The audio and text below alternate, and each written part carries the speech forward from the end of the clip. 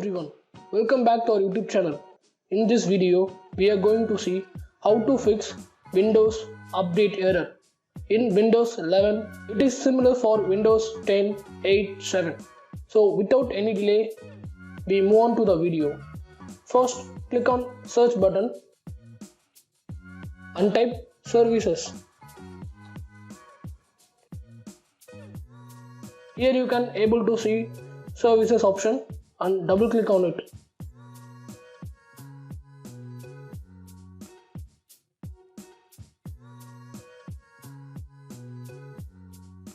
Click Windows Event Collector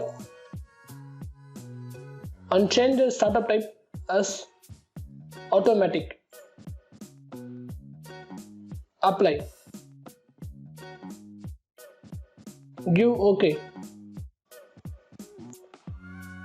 Click Windows Event Log and change the startup type by automatic.